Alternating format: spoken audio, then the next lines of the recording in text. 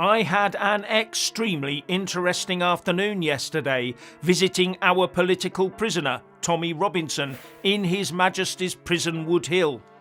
And I was not asked to sign a non-disclosure agreement. And it was great to see him again. I was joined there by former MP Andrew Bridgen and author, poet, podcaster and substacker Momus Najmi, and I'll quickly slot in here that the three of us were searched and patted down by two female prison guards.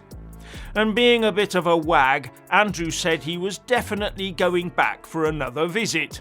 Now, although I am not legally bound to keep what was discussed with Tommy to myself, I will point out that he has an upcoming court case in a few days' time on Friday the 11th of April. I don't know, I just think it's completely wrong.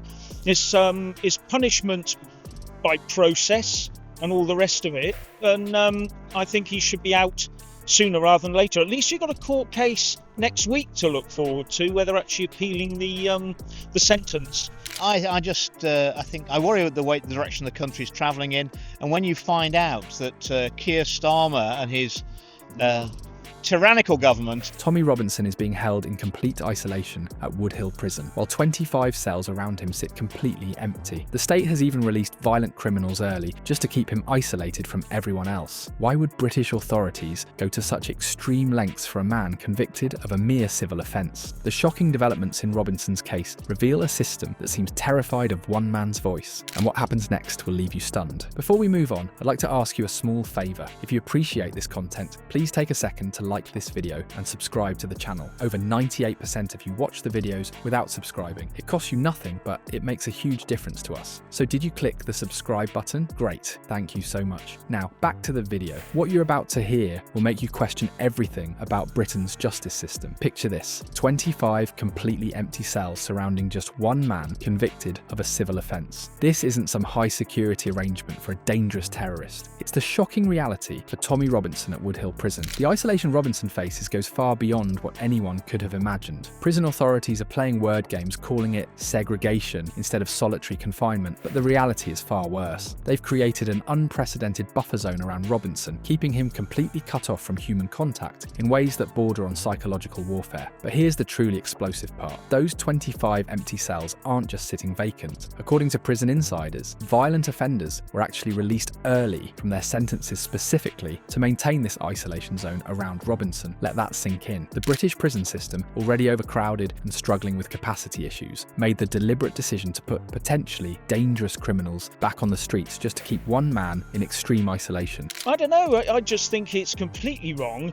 It's punishment by process and all the rest of it, and I think he should be out sooner rather than later. At least you've got a court case next week to look forward to, where they're actually appealing the sentence. No, but there's a court case coming up on the 11th, and let's hope that we get more success out of that one. And I think that the worrying thing for me is that 5 years ago I didn't know anyone who was in prison, and now I know a number of people who are in prison.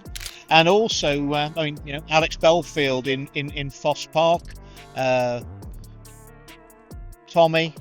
I think I worry about the direction the country's travelling in. Why such extreme measures? The answer connects directly to Robinson's documentary that embarrassed powerful establishment figures. His journalism exposed uncomfortable truths about child exploitation gangs that many in positions of authority would prefer remain hidden. This isn't speculation, it's the only logical explanation for the unprecedented treat he's receiving. The prison governor, Nicola Marfley, has shown a disturbing pattern of punishment without legal justification. She personally intervened to cut off Robinson's legal video call in mid-conversation and stripped him of phone privileges without proper cause. These aren't the actions of someone following protocol. They're the calculated moves of someone carrying out what appears to be a vindictive campaign. Meanwhile, the Court of Appeal's refusal to make an immediate ruling has left Robinson and his legal team in a dangerous limbo. They're fighting a system that seems determined to break him through isolation while simultaneously denying him the legal recourse to challenge this treatment. The heart of this case is Robinson's refusal to censor his own journalism, a direct attack on press freedom that mainstream media outlets are conspicuously quiet about. Whether you agree with his views or not, the precedent being set here should terrify anyone who values free speech. Most disturbing of all, these extreme isolation tactics are causing documented psychological damage to a man with diagnosed ADHD and complex PTSD, conditions that make isolation particularly torturous. Medical professionals have long established that prolonged solitary confinement constitutes a form of torture, yet it continues. The biggest bombshell in this entire situation isn't the inhumane treatment, it's the deafening silence from every major media outlet in Britain. Not a single headline from the BBC, Sky News, or Channel 4 about a man being held in conditions that international bodies classify as torture. This blackout exposes a chilling double standard that should terrify every citizen who values free speech. Think about it. If a climate activist or refugee were subjected to the same treatment, we'd see round-the-clock coverage, emergency UN sessions, and politicians grandstanding about human rights. But when it happens to Tommy Robinson, complete radio silence. The same human rights lawyers who rush to courtrooms for other cases have mysteriously lost their voices. This selective outrage reveals something far more sinister than mere bias. It shows a coordinated effort to erase a man and his message from public consciousness. The censorship doesn't stop with traditional media. Across social platforms, discussions about Robinson's case face mysterious restrictions and shadow banning. Your posts might disappear, your reach might suddenly plummet, or your account might face unexplained violations. This digital suppression creates an information vacuum where only the official narrative survives. The system's fear of Robinson's message explains everything. His documentary touched nerves that powerful people desperately want left untouched. By keeping him isolated, they're not just punishing one man, they're sending a warning to anyone else who might consider speaking uncomfortable truths. While Robinson suffers in isolation, other selective enforcement patterns emerge across Britain. Sir John Redwood recently highlighted the government's bewildering approach to illegal channel crossings. Despite his calls for Home Secretary Yvette Cooper to take action, the numbers tell a shocking story. Over 7,000 illegal crossings this year, yet only 5 people convicted of piloting the boats. Redwood questioned why Border Force isn't immediately arresting those piloting boats, who are clearly members of people smuggling gangs. This selective enforcement reveals a system that punishes some offences with extreme prejudice, while virtually ignoring others. New Home Office data confirms Redwood's concerns. Only 64 individuals convicted in 2024 despite thousands of crossings. Meanwhile, the UK continues paying France millions to prevent these crossings, with questionable results. One viewer's observation cuts to the heart of the matter. Tommy is the test case. This isn't just about silencing one voice, it's about establishing precedent. If they can do this to Robinson today, they can do it to anyone tomorrow. The treatment of Robinson reveals a frightening reality about modern Britain. Challenge the established narrative at your own risk. When you strip away the legal jargon and political posturing, what's happening to Tommy Robinson reveals the frightening reality of state power. This isn't just about one man's freedom, it's about what happens when authorities decide someone poses a threat to their carefully constructed narrative. As one viewer astutely observed, Tommy is the test case. The precedent being established here will determine how far the state can go to silence those who challenge powerful interests. The fundamental question isn't whether you agree with Robinson's opinions or methods, it's whether you believe any government should wield the power to break someone simply for refusing to self-censor their journalism.